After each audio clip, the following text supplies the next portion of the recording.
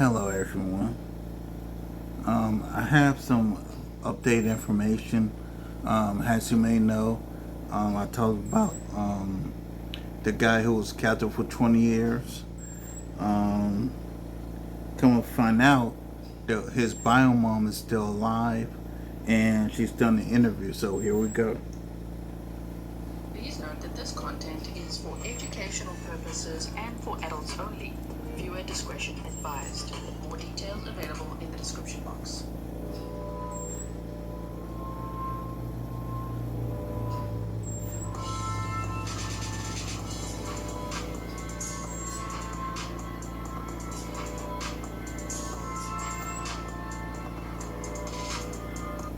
Again, this is a date on a man, an update on a man who was locked away for 20 years, and this is his birth mom coming forward and speaking. Let's get into it.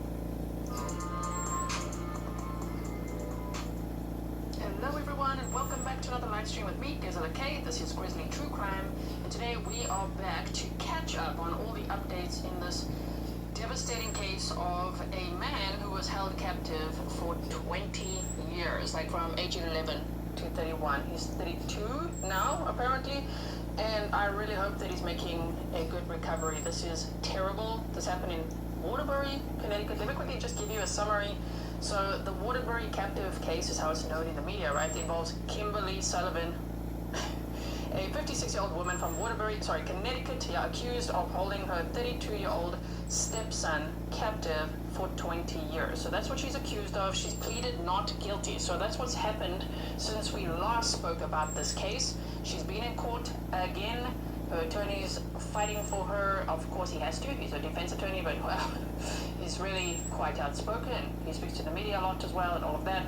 And yeah, she's pleaded not guilty and she is still out on bail. So we're going to see a snippet from that.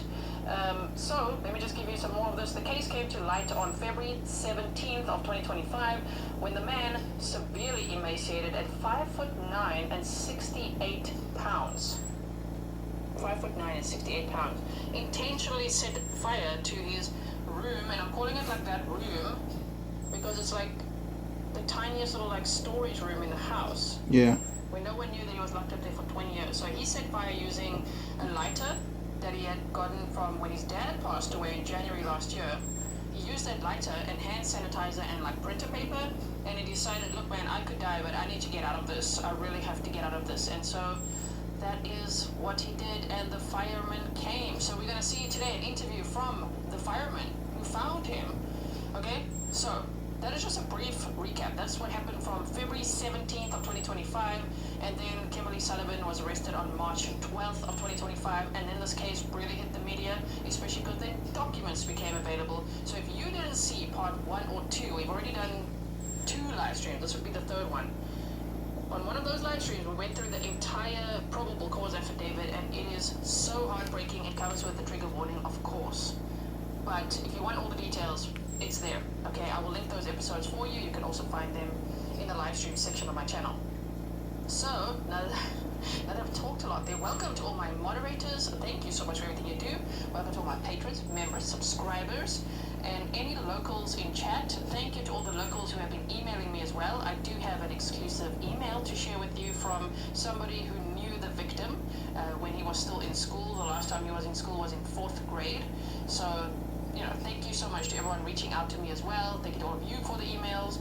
Also, for those of you who are waiting for the live stream today, if you're watching the replay, this doesn't apply to you. Sorry for the changes in times. You know, sorry about that. I had something come up and I wasn't too sure if I was going to make it on time, but I'm really glad that I did, because I was really looking forward to seeing all of you today. Okay, so first what I want to do is ask you to please like and share. Now, I just want to show you this article, and then I'm going to show you a snippet from the court hearing, and then we're going to hear from his former best friend. We're going to hear from his biological mother, who's now come forward and explained, you know, what happened, and that she's been looking for him this whole time, all of that. And we're going to read this email as well that I've got for you. All right, so we're all ready for that?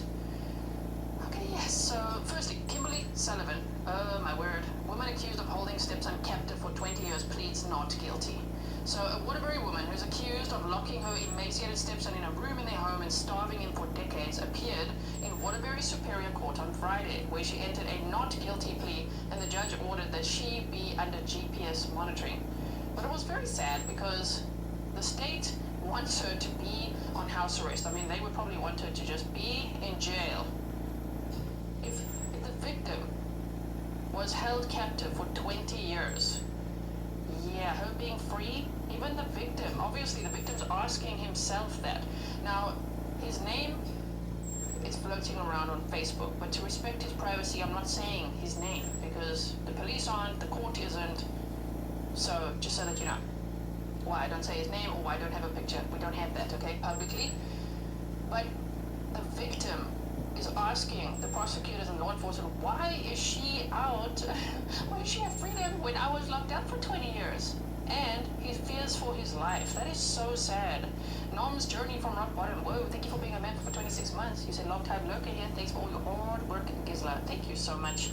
All right, so she stood there and she pleaded not guilty.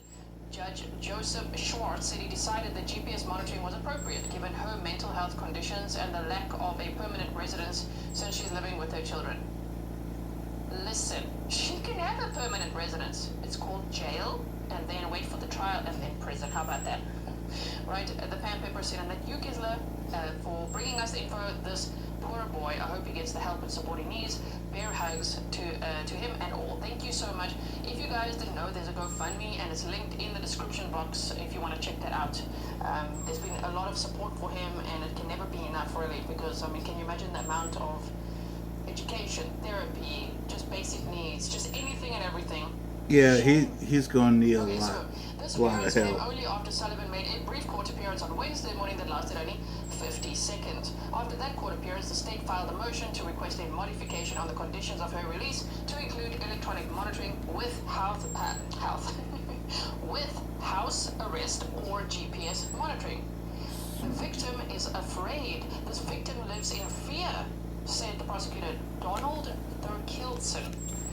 The supervisory assistant state attorney said in court on Friday. I'll show you that clip. I introduced myself to the victim. I explained who I was. His first question in this fear is, why is she out walking around when I was locked up in a room for 20 years? Oh no, that is heartbreaking. Thurkildson also told the court that one of Sullivan's friends came forward and said that she was never allowed in the house and did not know that Sullivan had a stepson like that entire time.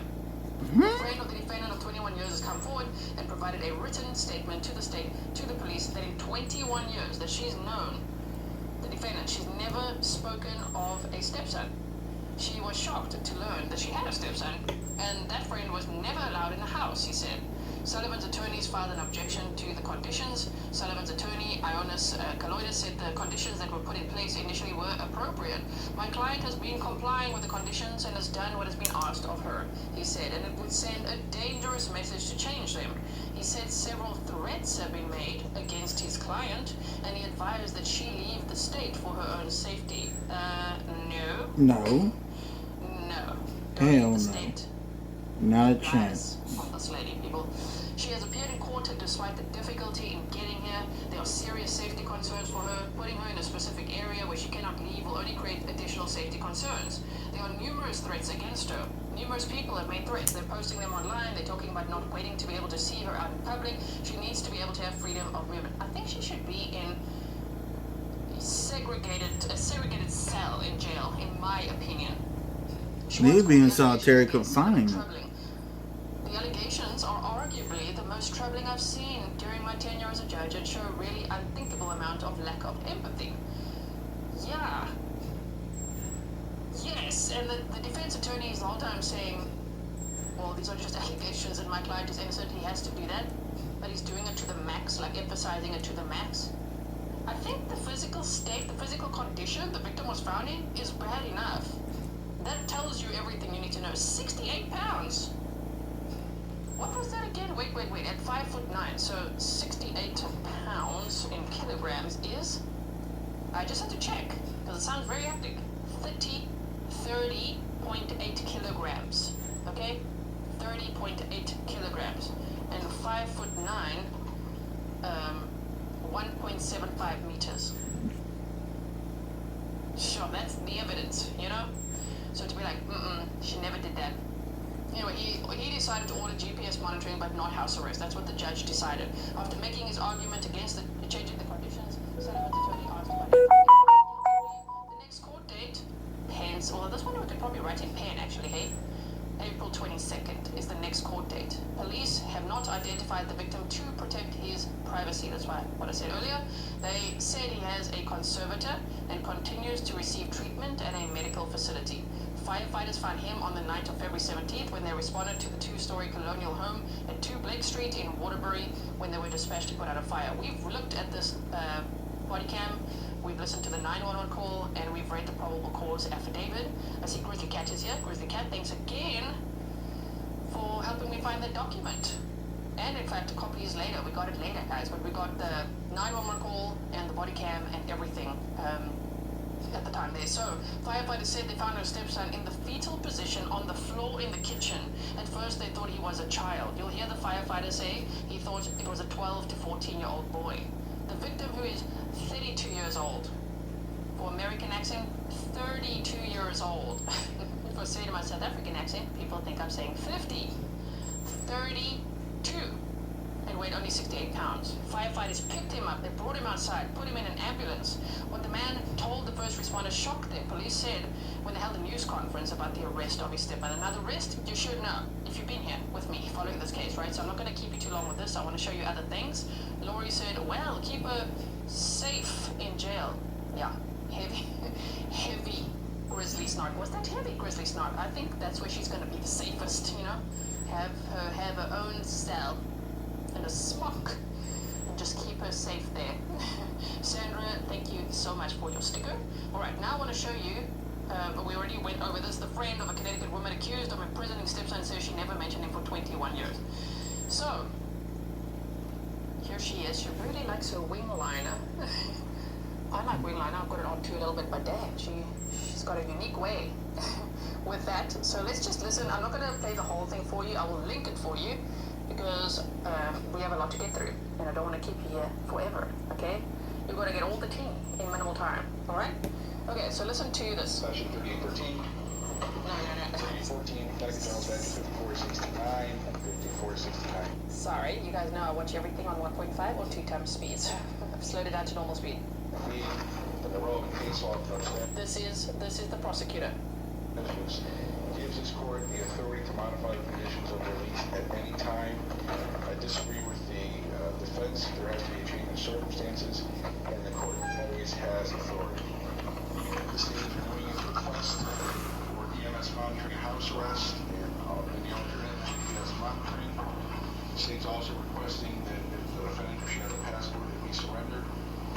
The state still submits to the court this defendant is a substantial risk of flight.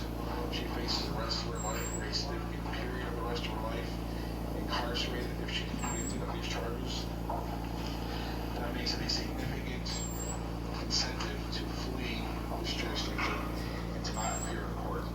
If it's come to court, face the charges, and if she's convicted, face the rest of your life in jail or flee. The way I see it, she should spend the rest of her life in jail. Simple alternative. An equation. Why is this woman out on bail? This is a strong case for the state. The court has written the arrest warrant. But in addition to that strength, since the media coverage of this case, several additional witnesses have come forward. For example, a friend of the defendant's of 21 years has come forward and provided a written statement to the state, to the police, that in the 21 years she's known this defendant, she's never spoken to a stepson. She was shocked to learn she had a stepson.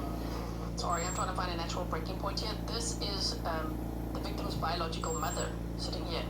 Somebody just asked, is there family in this courtroom? This was the court hearing from yesterday, Friday, the 28th of March of 2025. So I'm just going to play you this snippet because of what he says about the victim. And that friend was never allowed in this house. Additionally, I'd like to point out to the court, it's a domestic violence case. The domestic violence victim. GPS monitoring or EMS house arrest is often imposed for far less serious crimes than domestic violence matters and other matters. Since the arraignment, the state has had an opportunity to meet with this victim. This victim is afraid. This victim lives in fear. I introduced myself to the victim, explained who I was. His first question in this fear is, why is she out walking around when I was locked up in a room for 20 years? That is so sad. He is following this on TV and social media, so he is aware of what's happening. And I say that because it would lead to his fear. Based on all that we're seeing, that's will. explanations. I respectfully and vigorously object. Okay, he respectfully and vigorously objects. If you want to watch Big everything, deal. this whole hearing, it's 16 minutes and 40 seconds long. I'm going to link it for you, but I'm going to move on now because that's the gist of it. She pleaded not guilty. She's going to have GPS monitoring, house arrest. That's where we're at. But that is just so shame. The victim is following on social media, and I would say out of fear, just like they explained. Like, why is she out and about? That must be so scary. So remember in the live stream, I was saying, well, I hope they have like passports for him, security. I hope they're looking after him. You know. So I really do hope so because I think she is dangerous. Clearly, look what she did. Allegedly. Look what she allegedly did, right? Locking her stepson up for 20 years? Wow, okay. So, yeah, Candy Williams said prolonged isolation has been deemed a form of torture by human rights experts. Yes. So, Indie Girl says, I'm confused why his mother didn't worry about him. She did. We get into that. I'll play you a clip from the biological mother now. Wage people in power. It's sad. We're gonna make sure this never happens again. Please hurry, it's too late, Jake, for the fire. On February 17th, police say her son, weighed a mere 68 pounds, I'll be right back. set fire to his own room in a heartbreaking bid for freedom. His stepmother, Kimberly Sullivan, arrested in connection with his captivity. My son had to go through years and years and years of torment, abuse, torture. This is his biological mother, Tracy Valorant, biomom of the man freed from the Waterbury home. His biological father died last year, so they said January 2024, and the victim told law enforcement that the abuse got much worse after his father passed away. But the victim told law enforcement the father knew about him being locked up in that room all that time since he was 11 years old. He said that his half-sisters knew about it, that would be Kimberly Sullivan's children, and there was also a grandmother there at some point that knew. That is so sad. So, I don't know if we'll see, depending on the circumstance, the context, they're obviously investigating. I don't know if we'll see any more arrests. I saw some legal experts speculating on that. I don't know. Neglect when he should have been cared for. And this here's the She gave up birth mom. custody because she didn't feel she could give her son, whose identity is being withheld while he recovers, the love and care he deserved. She says the child's dad would later keep her from reestablishing contact. When he got full custody, he wouldn't let me see him. He wouldn't tell me where he moved to. A child given up, but never, Valorant says, forgotten. Who was he like? Adorable. Now she's calling those who were responsible for his care, quote, monsters. What she did is evil, inhumane. She doesn't deserve to be on this planet. There's no reason that he should have ever been put through that. If they hurt him, then they should have called me.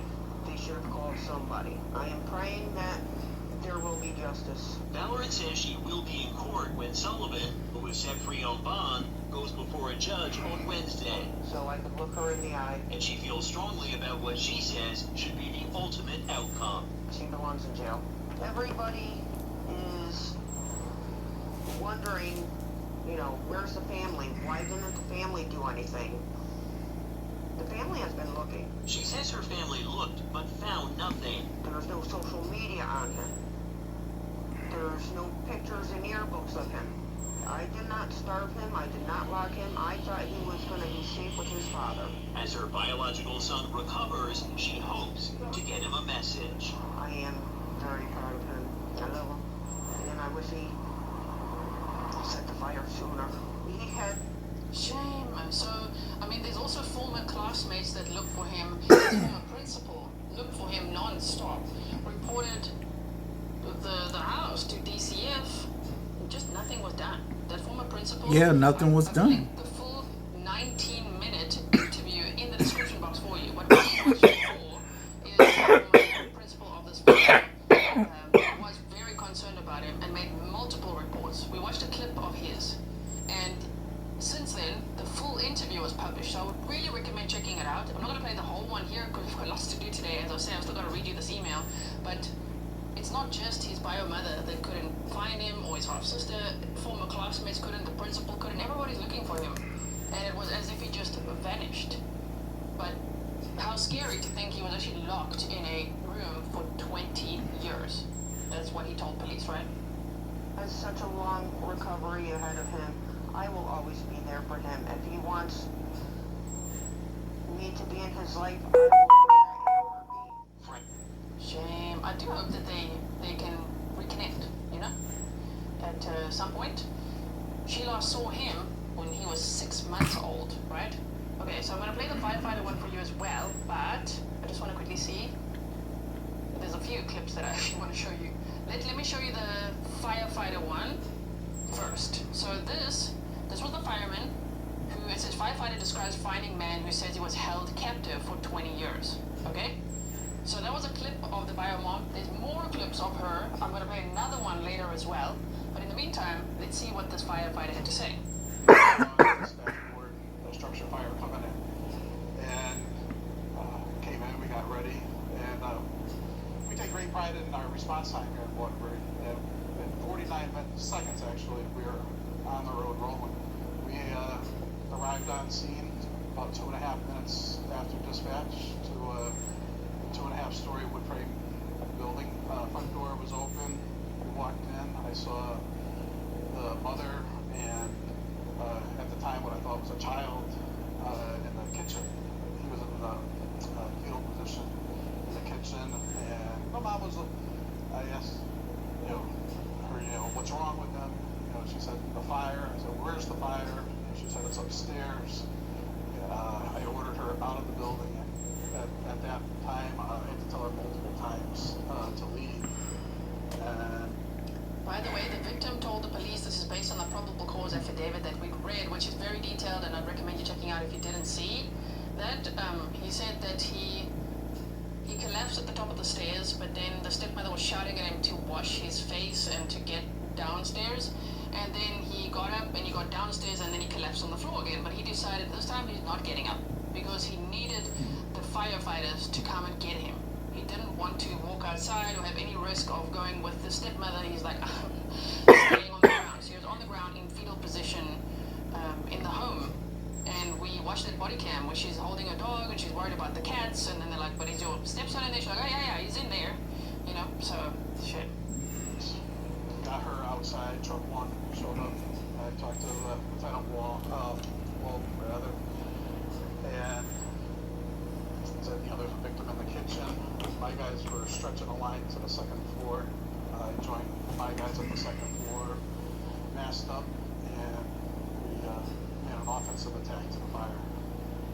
So before we talk about the ton of stuff on the fire, it started. Shame, it took so much time to get to you. A little bit, right? The fire, what you saw, the condition, just sort of take me through for maybe first impression. Right. So my nozzle man stretched his line to the top of the stairs. We masked up at that point. We went onto air. It was a bit smoky there. There wasn't much for visibility. There was fire like straight across the hallway at the top of the stairs. We hit the fire in that room. There was fire coming out of the door. We hit that fire and we could still feel heat. And there's no visibility. I called to open up the building to vent out heat and smoke. And it still got hotter and hotter. And at that point, the door opened to the second room, which was inside of that room. And that's where the main bulk of the fire was. And put the fire out there. So it was actually a room that was inside of a room where this victim lived. And yeah,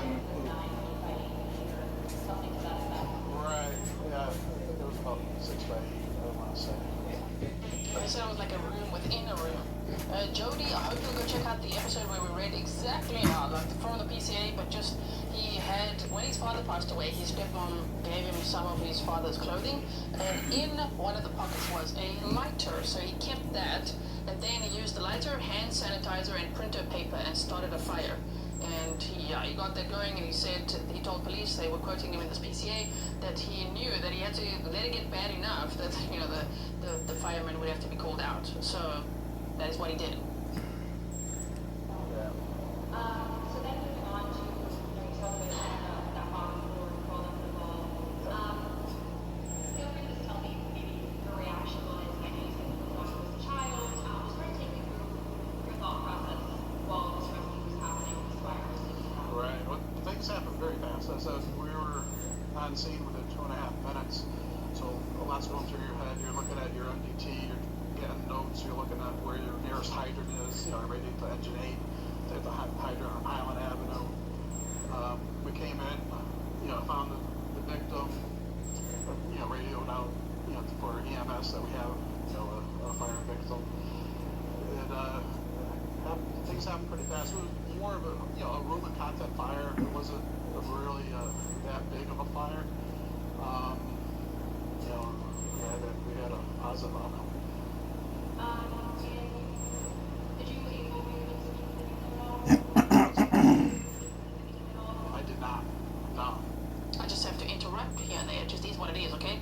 For YouTube, for fair use, obviously I should be interrupting more. So if you don't like commentary, don't worry. All these will be linked for you, and you can go watch them or find them yourself, right? I wouldn't be blaming the bio mom. I understand why some people would want to, but I don't blame her because she had problems of her own. She said that she really believed that he was going to have a better life with bio dad, and the bio dad had gotten, remarried and all of that, so she thought he was going to have a good life. How shocking it must be to find out. Actually, no, he literally had the worst life. That must be so scary now to find out. Yuna said, thank you for all your hard work, G. Thank you, Yuna, and happy Grizzly anniversary for 1 year. Barbara said questioning is not judging. I agree. Questions are, you can ask questions. I think we all have questions, right? So, yes, I don't think anyone's saying questioning is judging. I think some people have a different tone, right? I just made sure he was breathing. He was, the visibility, everything was fine in the kitchen on that first floor. So I knew the truck was coming, and we went to work to put the fire out. So tell me a little bit more about your interaction with her. I mean, would you say she was cooperative on the scene? Well, I'm sure it was a stressful situation for her, knowing the circumstances of that evening. But, she had a dog in her arms, and she was kind of concerned about her cats. And she's like, my cats, and I had to tell her numerous times. I'll be right back, y'all. Not too nice to get out. Get out. So it must have been him on the body cam. Get out, get moving. And she's like, okay. What signs did the house kind of notice? Like, this is kind of weird, or was it more in 2020, like, that was Hindsight, you do see all the red flags in hindsight. It is odd that you go to a structure fire and there's people who are capable of walking outside but are still inside the house, and locks on doors. That was especially, and then the room size was honestly, they had 2 other big rooms that were basically, it's kind of odd that, why this kid was in this small room. Oh my word, 2 rooms that were quite big rooms that were mostly empty. That is so sad. I mean, this whole case is just absolutely sad. I'm so glad that he survived, though, and that he managed to get out of the situation. But can you imagine the amount of healing? Imagine if it was a female victim as well. Would they really, if they would say the male perpetrator just out on bail? I don't know. Maybe I'm just asking a question, because really, why is she out? And then when we look at the reactions to learning this story comes out and developed, what was your reaction during it? Correct. I got a text message from a friend of the news story, and I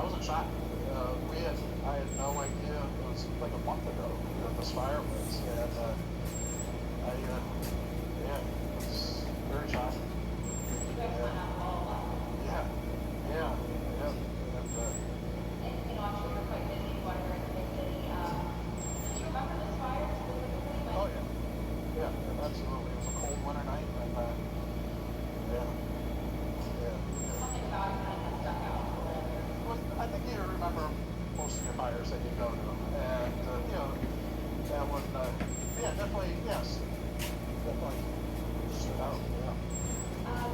Yeah. Excuse me.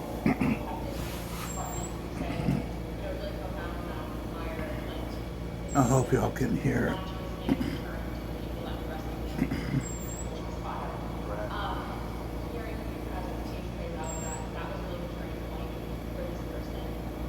Right. I think it's pretty incredible. I mean, he put a lot of trust in us. I mean, it could have been went the other way, and yeah, I'm glad that we were there to make a difference. I mean, it seems like you responded really quickly. Was there any serious health concerns you could tell, or did you feel like he was going to make it to this level? My first inkling, seeing him on the ground, I said I thought he was probably 12 to 14 years old, and Shame, and he's a 32-year-old man, but 5'9" and 68 pounds. So he thought he was 12 to 14 years old. Every time I saw he was breathing, that was my biggest concern. I'm like, all right, and my thought was, the walking wounded out of the house, and that was it. And have you guys responded to this house before? I think other crews went there for, water in the basement a couple of years ago. Yeah, time does save lives, and fortunately, things lined up tonight. That night. That house is approximately 1 mile north from the fire station. Down a fairly quick road. So that was at my back there. I said from dispatch to time on scene was 2.5 minutes, which was very good. It was. Okay, so I'm so grateful that they found all these people to talk to. There's another clip of the bio mom that I want to show you here. Also in the courtroom today, the victim's biological mother and half-sister. In a new exclusive interview, they sat down with NBC Connecticut's Amanda Pitts to share how they have been searching for him for years. It's hard to think about what he had to go through. Just knowing that he was right there. Tracy Valorant has spent the last 3 decades wondering where her son was, not knowing he was a few towns over, allegedly being held captive in a room at the hands of his stepmother. I don't hate people at all. This one, I hate. The 52-year-old gave up custody of her son shortly after his birth in 1993. When asked why, she says the story starts with her daughter Heather Tesman and losing custody of her back in 1990. DCF took her. Said that she had shaken baby syndrome. Valorant says her daughter's father was charged and Tesman went to live with foster parents. She said the custody battle broke her.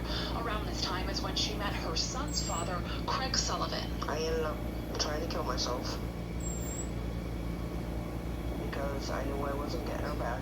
Craig would visit me while I was in the hospital. After we got married, we had our son. But she still struggled. I was still having... Alright, just want to pause there. Miro said with this degree of starvation and dehydration for this long and no medical help, I'm surprised he survived this long. I mean, what was the stepmom's plan? Like maybe the stepmom was also surprised that he survived this long. He really is a true survivor. Oh my word! If you go over that episode where we read through the PCA, I was so impressed with his survival skills and how he kept time and what he taught himself and all of that. Michael says incredible greetings from Germany.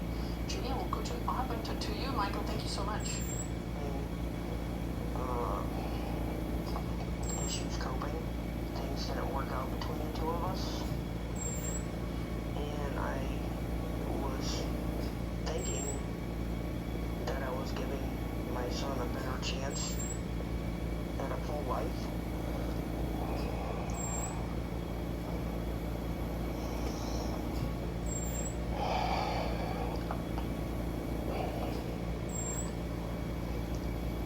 If I had known what I just can't fathom it. I have no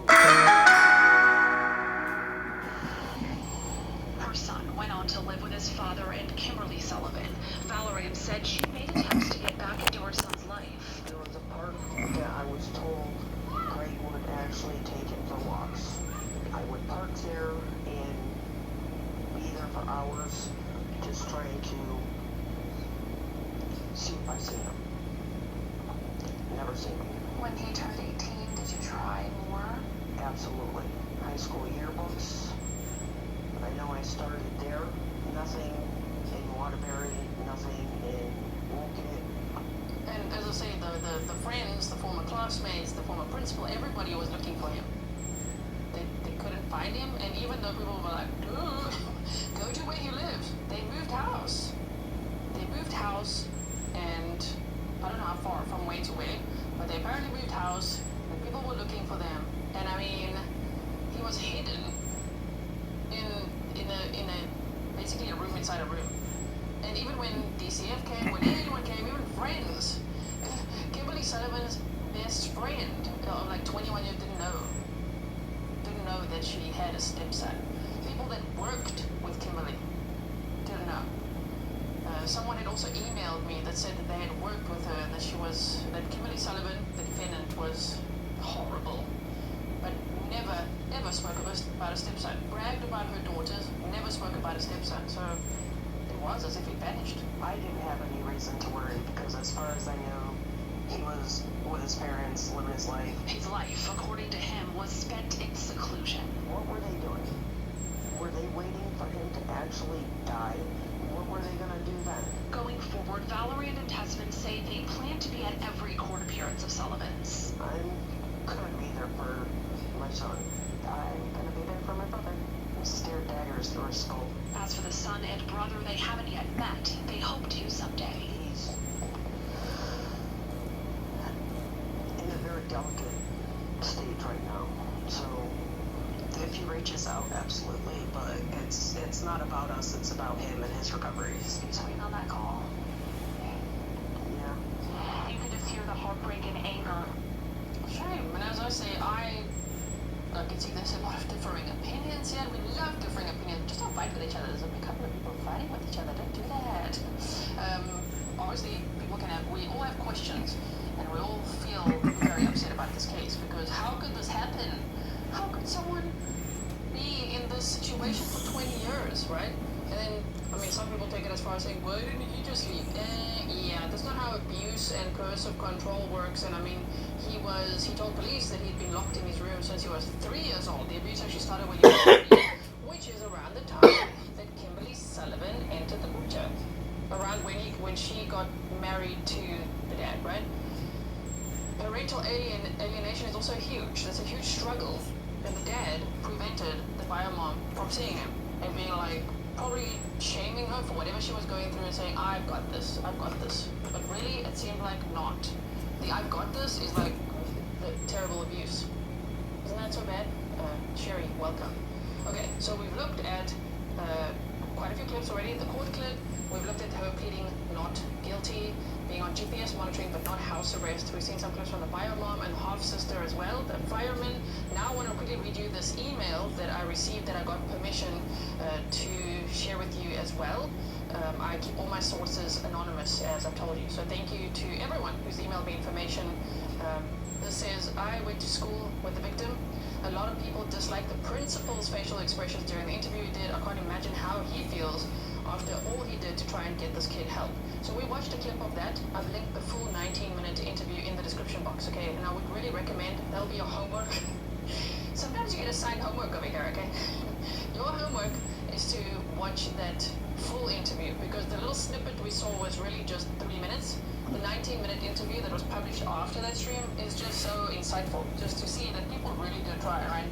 People really tried. So, I was still going to look at other things, just so you know. I'm going to read you this email, and then I'm going to show you some clips of former classmates, also of the half-sister speaking after the court hearing, and more of the bio mom. So this said, I did go to the school with the victim, as I say, right? And the principal, they talk about the principal, I can't imagine how he feels after all he did to try and get this kid help. He tried harder than anyone and said something is wrong so many times that just fell on deaf ears and must be absolutely broken. I didn't sleep for 2 days. I can't imagine how the adults who are fighting for this kid feel and are affected emotionally.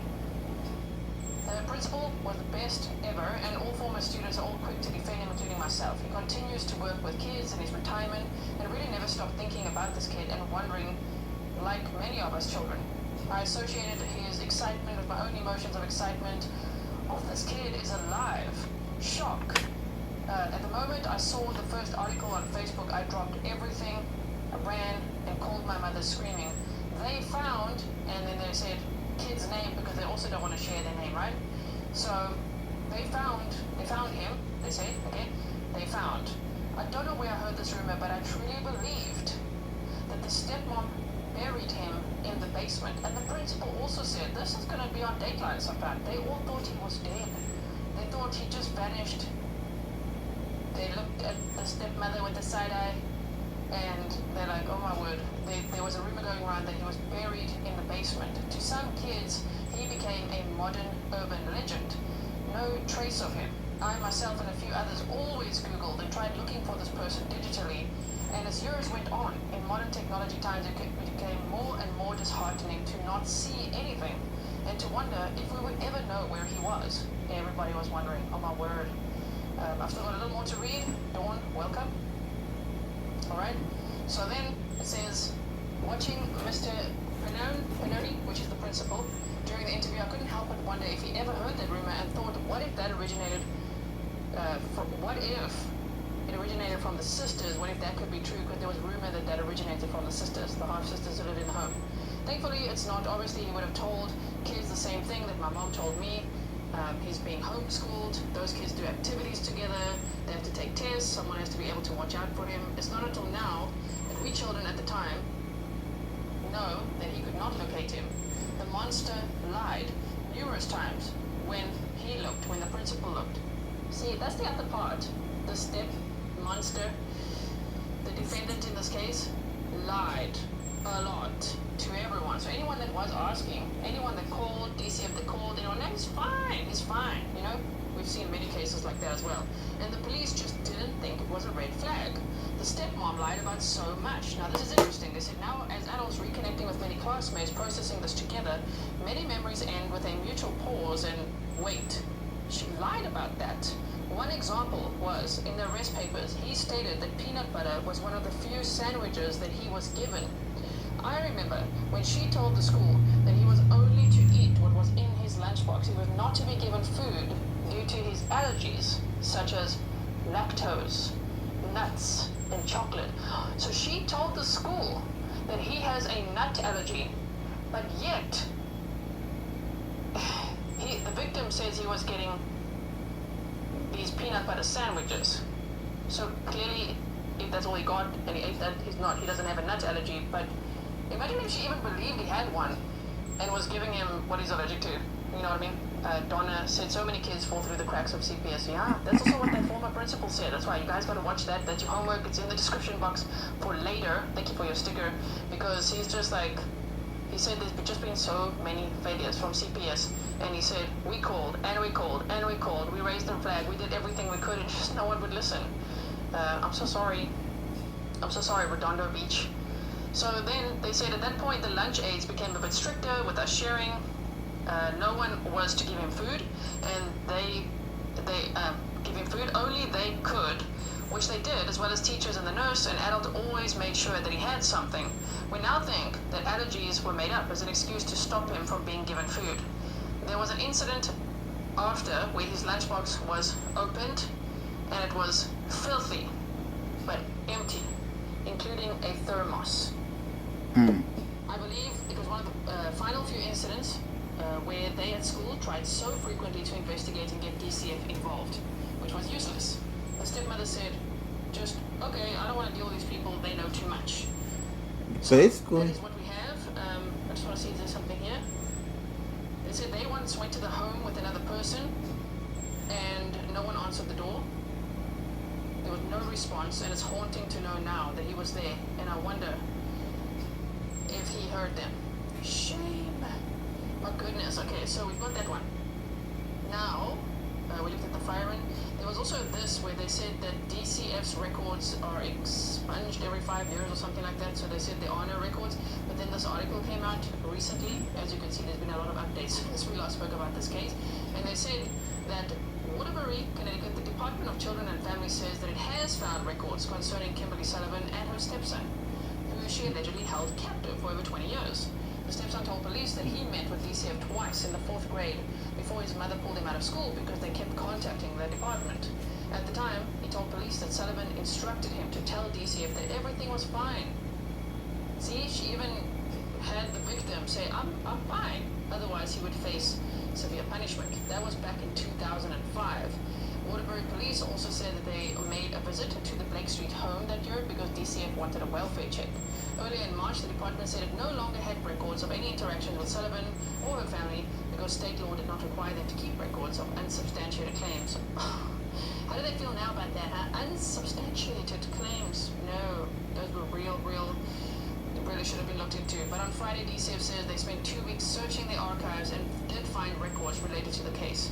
After we have completed a comprehensive assessment of our prior involvement, the department will be as transparent as possible in sharing our results while working within the parameters of both federal and state confidentiality laws, said DCF Commissioner Jody Hill-Lilly in a statement. She says they've continued to meet with the police, the Office of the Child Advocate, and lawmakers to update them. I'm so sorry again. Redondo Beach said CPS is terrible. My youngest said, I'm so sorry about that. Thank you so much for your support. So here I want to show you this clip as well. For decades. Now, one of the people we spoke with is went to high school.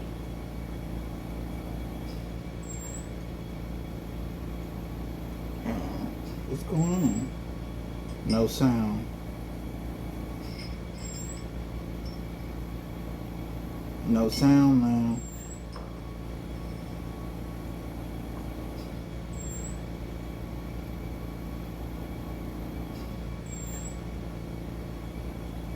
She don't even know that the sound's not right.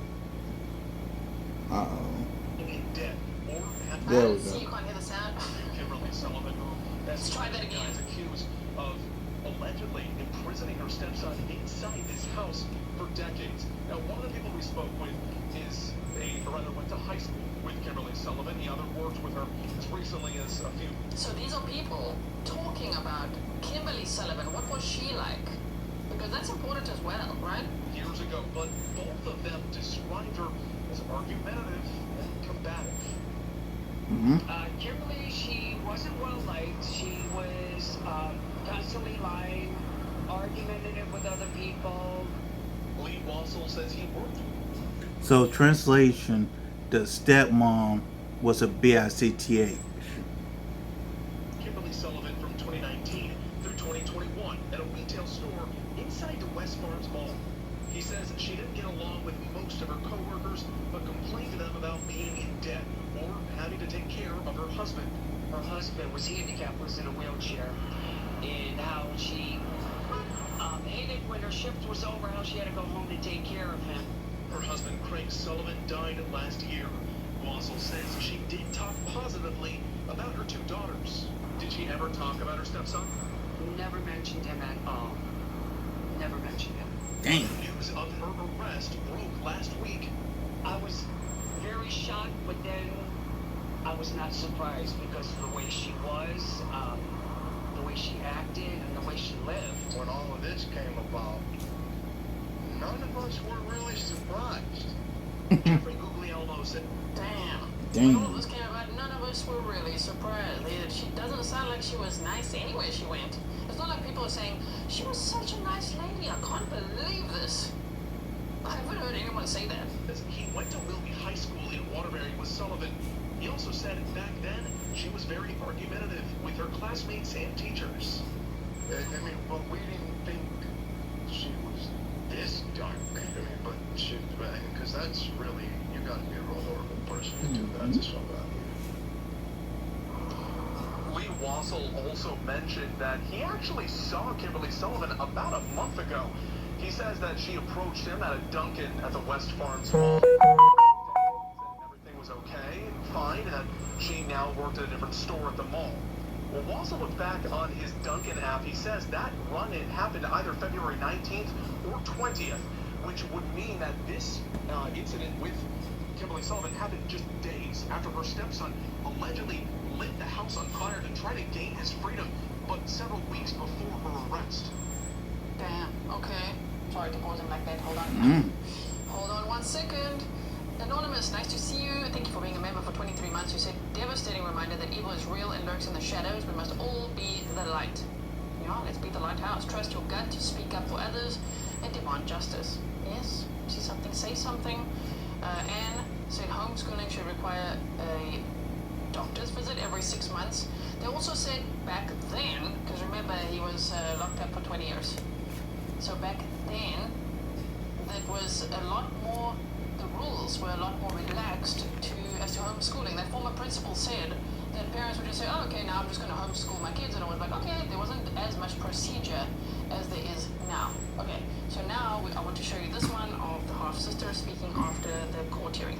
Hi, how are you? I'm not great. This is insane. This should not be even happening. Yeah, I just hope that justice gets served because everybody failed him and he deserves so much more. Her attorneys have said that she's shocked by the allegations that he was only 68 pounds when he was found. What do you make of that? I think that the world is shocked by his condition. Like, how can you not Yeah. realize that someone is so frail and malnourished and just mistreated in your own home? It's just, I don't buy it. And when she said that she had nothing to do with that and that it was really her late husband, what do you say? I say that is baloney.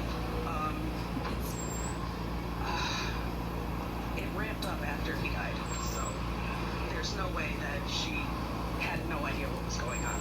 I refuse to believe that. Why do you think it got to this point? Why do you think her two daughters lived peaceful lives, yet he was locked up for 22 to 24 hours a day? I think it was because he wasn't her son, and I know a lot of step parents can be incredibly vindictive to children. Okay, well, let me just clarify. This is not one of the sisters that live in the home. This is a sister from his bio mother. Just a different father. Just to clarify, there were two half sisters living in the home. So that was Kimberly's daughters.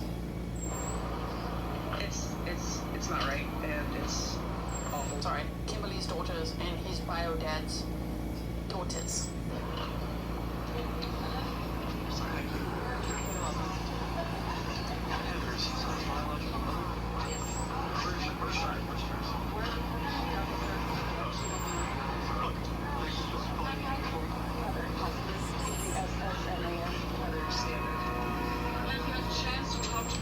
Not yet.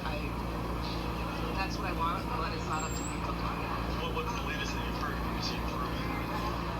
I haven't really been told anything. This is an ongoing investigation, and they can't really say too much. I just know that she's a monster. Do you hope to speak to him soon? I do. I'm gonna say that I love you, and I just want to be here for you. And I have a bunch of books that I think that I would love to let you borrow. Movies, video games, whatever. How much have you dreamed about actually being able to meet with him, spending time with him over the years? Always. Always been on my mind. I've always known about him. Why do you think at 13 years old that was the breaking point, when you finally wanted to get out? Yeah, I think that really the abuse ramped up after his dad died, and he either was going to die in the fire or he was going to get saved. Either way, he got out. Do you think at this point he got a long time with him? I would certainly hope so, but like I said, it's not up to me. What do you think about the support in the Waterbury community, really around the world, that has raised money for him, and there are people coming forward saying they'll clean his teeth for free, take care of his teeth, all these things. Help him out. I think that it's so awesome that he's got the whole world on his side, and I just hope that he can heal with dignity and privacy, and that's really it. Did you have So this is the bio mom's daughter, just to clarify, because everybody is definitely asking, what about those other half sisters that live in the house? What about them? I don't know. I'm sure the police have spoken to them, maybe are speaking to them. I have no idea. any memory of him? Did you ever meet him? I met him when he was newborn. When I was in foster care, our mom had brought him to visit me, and I was just so happy. But that's the only time I've ever seen him. Talk about a little bit about when I spoke with you about going through trying to find him. Where did that search lead you? It led me nowhere. I could see that he was bored, but there was literally no information in it. How do you remember him? If you could describe him? Just so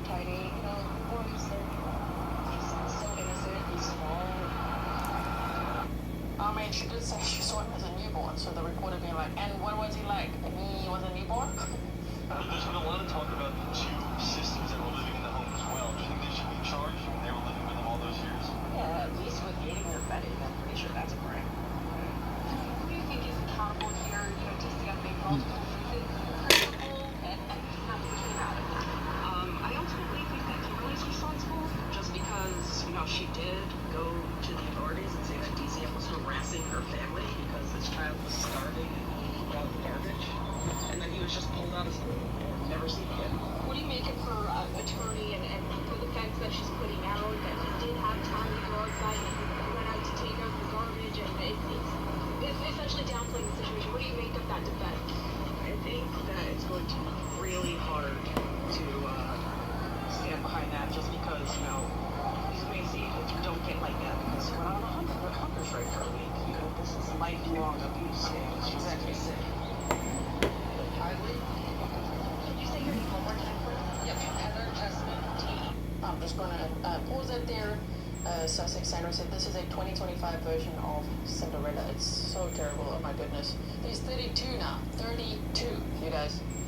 He was kept locked up in a room for 20 years.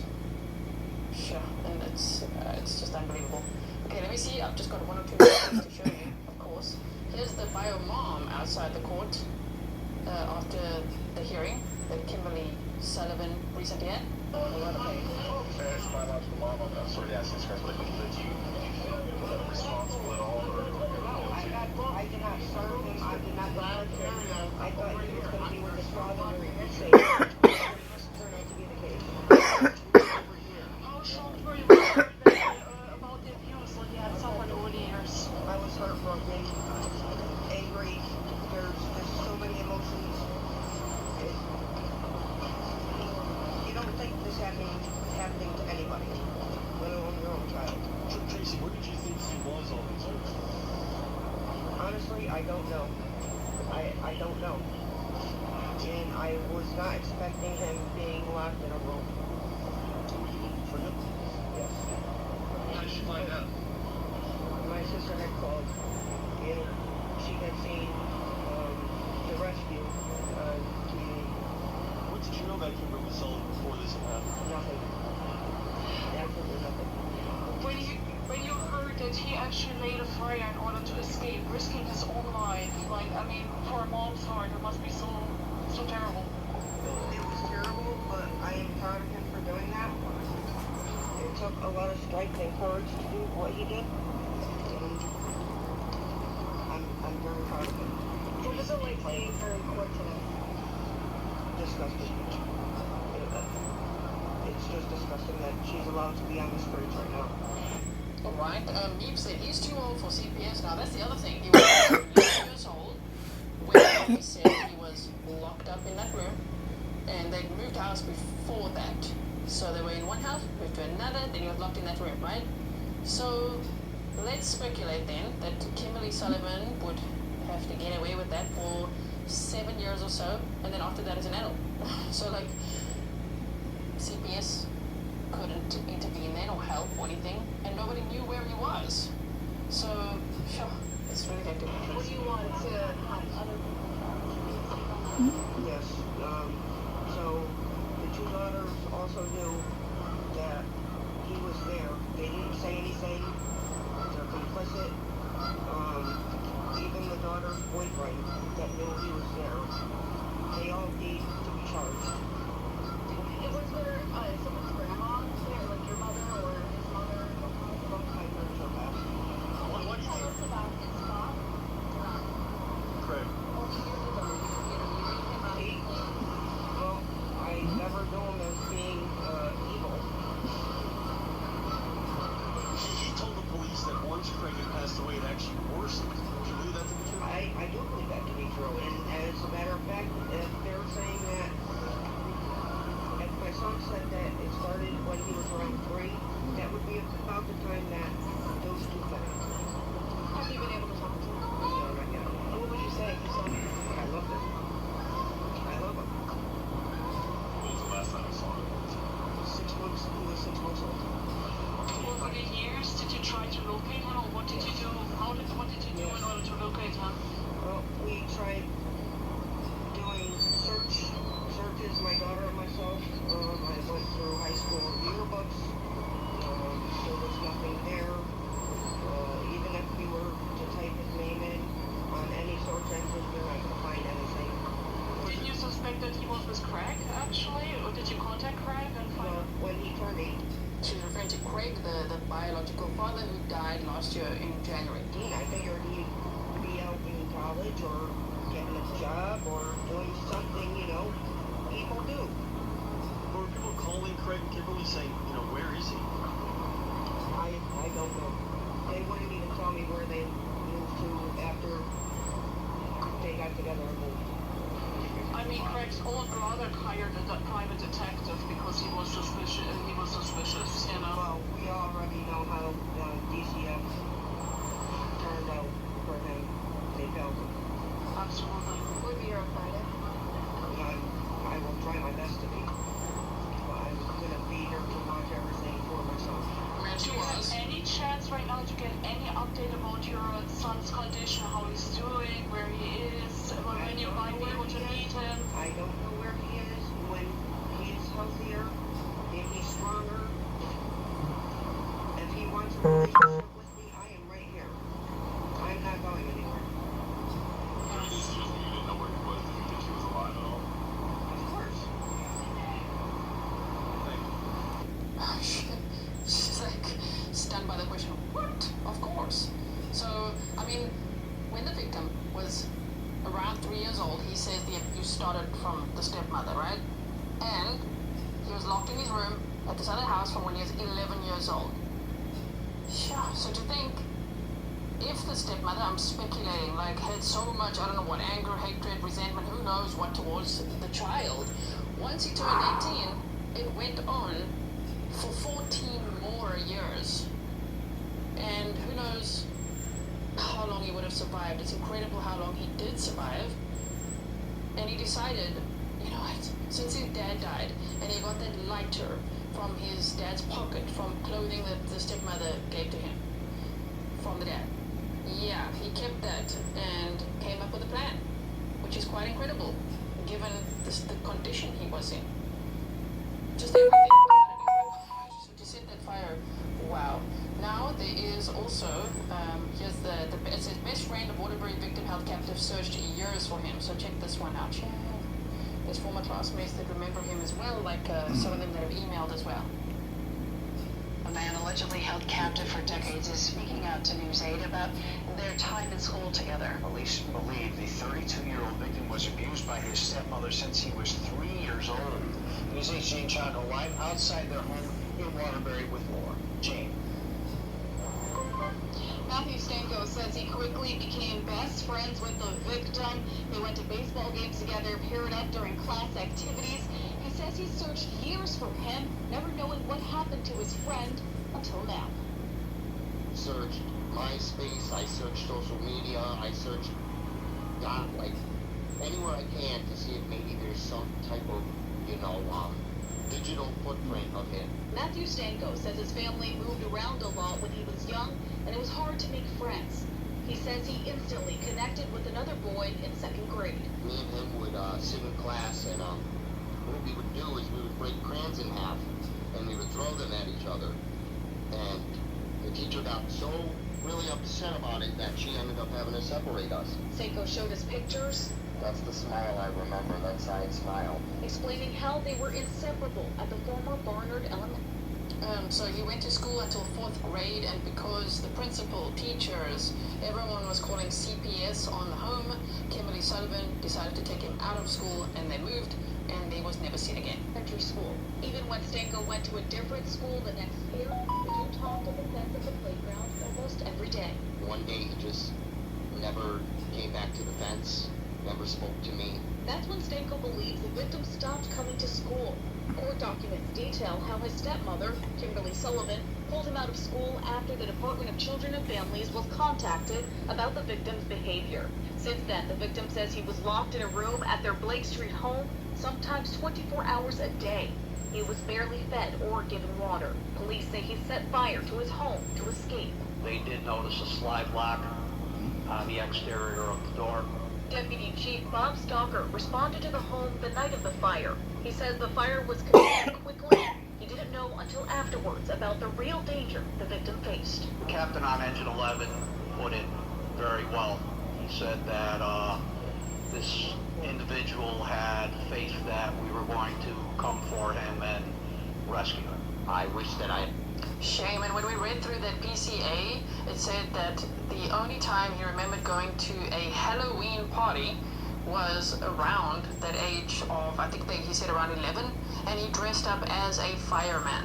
So I just think that had such an impact on his mind, you know, just thinking, obviously maybe he dreamed of becoming one, but to then, so many years later, like 20 years later, think, you know what, you know who's gonna come and save me? Yeah, it's firefighters. I just think that's so sad and at the same time so amazing that he came up with that plan, just like keeping those memories and being like, you know what, these are gonna be my heroes. I'm gonna set a fire now, you know? I knew what I knew because I would have done something. Seiko hasn't been able to visit the victim yet, but he hopes he remembers him. I love you and I just want you to know I'm here. And I still remember all the memories we had, all the times we spent. And shame, oh my word, I really do hope that whenever the victim is ready, I think healing will take a long time, that he will be able to reunite with all these classmates, you know, the former classmates that looked for him all these years, that were just wondering what happened to him. And like that, his former best friend, I really hope that they can find him and spend some time together, right? Here's another former classmate as well. Let's just see this one. Carol Griffin says the last time she remembers seeing Kimberly Sullivan was in 1986. That was at Wolvie High School, where both of them were students. We all were like inboxing each other like, Oh, my bad. Former classmate remembers stepmom, okay? wait a minute, isn't that Kim? Isn't that for... And sure enough, it's Kim. That's what Griffin describes the moment she and her classmates saw Sullivan on the news. I was shocked to hear the story. Griffin was just 16 years old at the time she last knew Sullivan. Sorry, this one is a little bit, this one is a little bit soft. Let me just boost it for you a little bit. Like that, and then I think we've got just 2 more clips to look at, and we're almost caught up. There's been a lot. Myself. Fast forward to February 17th, Sullivan's stepson escaped from the home he says she held him captive for decades. My stepson is in here. He told first responders he lit the fire intentionally inside the Blake Street home so he could finally be free. Police say he was just 68 pounds when he was found. The arrest warrant says he had limited access to food and water and was locked in his room for up to 24 hours some days. Griffin says the shocking nature of the crime baffled her. You have to be an evil entity to do that to a human being. Damn right.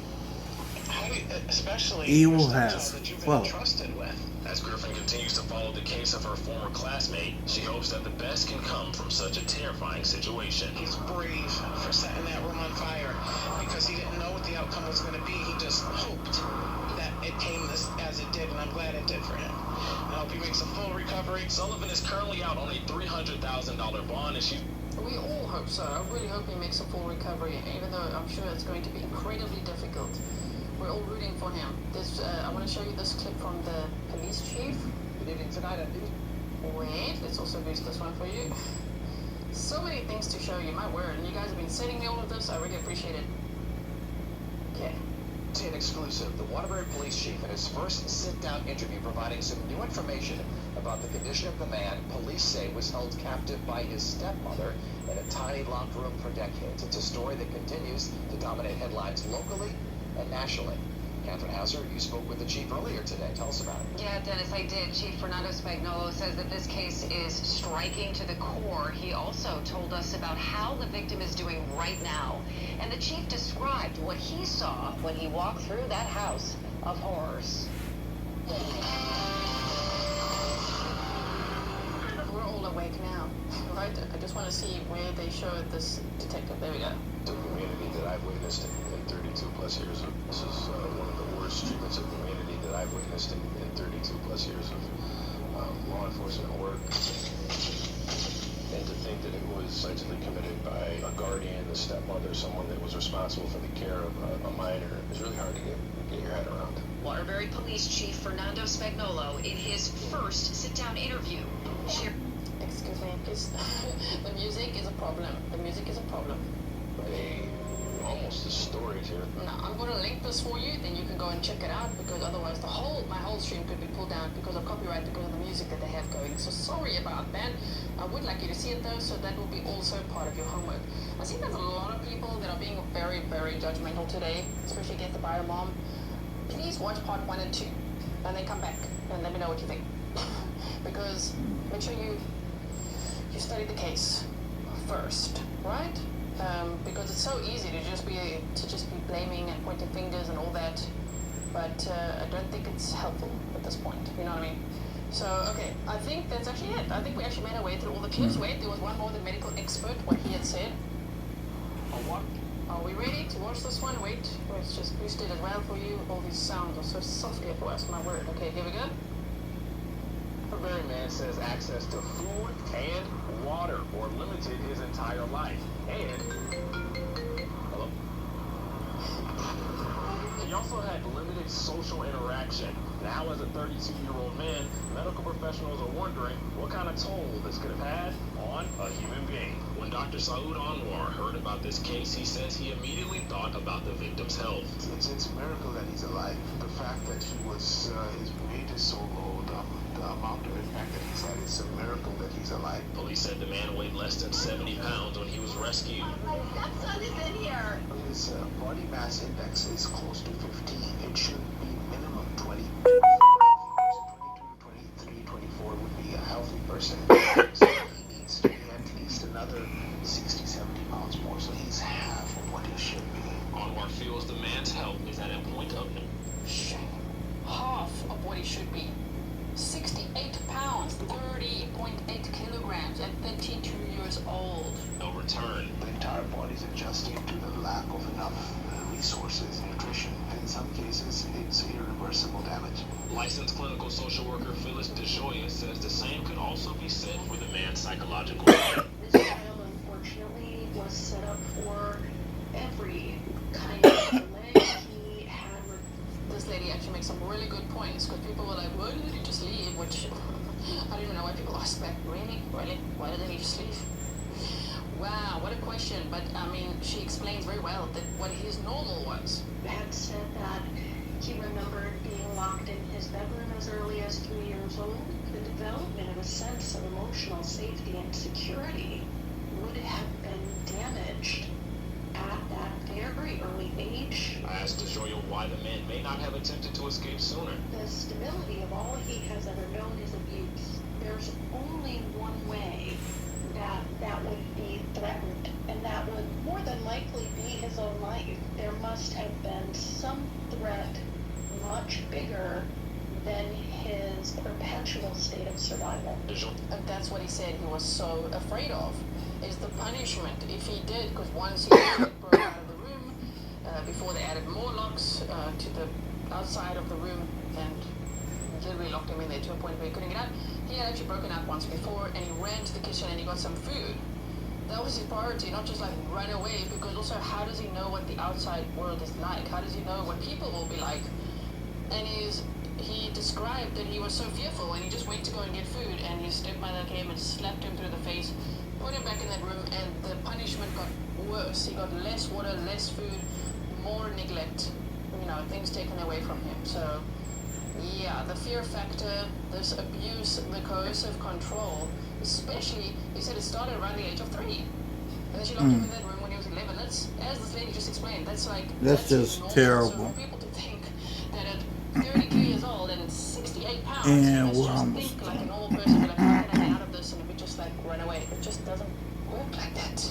DeJoya says his recovery is going to be complex. His version of normal is going to be an integration, I would imagine, of what he has known and what he can learn. Learning coping strategies, cognitive behavioral therapy, trauma-informed care, are absolute musts. Now, since this story broke, we have not gotten any new details on the man's condition, but we will continue to follow this case and provide new details as we... Thank you, sir.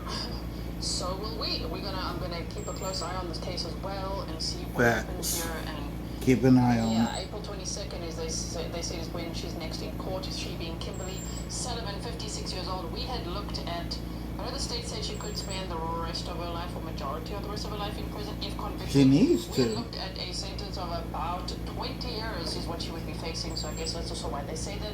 We did look at the whole breakdown of what her max sentence could be and all of that in a previous stream, so go check that out if you didn't. I know we also timestamp everything for you. Eastern Girls Crafting Marie said, I went to her last court date. Interesting. Okay, keep us posted.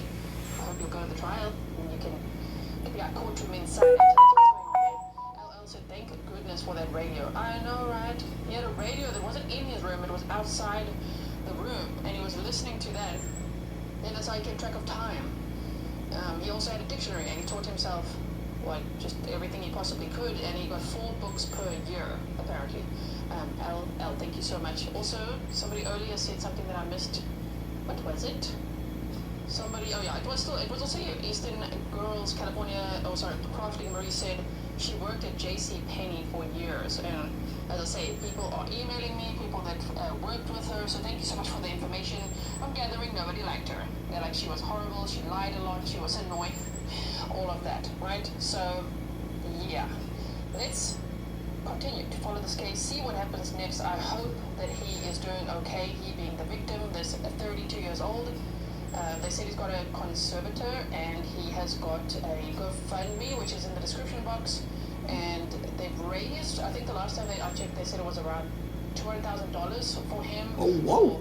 For education, for therapy, for everything that he Okay. would need, right, to My recover. goodness. And apparently, as you heard, dentists are saying, don't worry, we'll fix up your teeth for free. Doctors are looking after him, so I really hope that he will be okay. Yeah, okay, Watermelon said Stefan Stearns gets more books than that. Don't get me started on that. Oh my word. So, thank you so much, everyone, for not only requesting all these updates. I really appreciate you all saying, excuse me, could you maybe update us on this case? Of course, here we are. Thank you so much.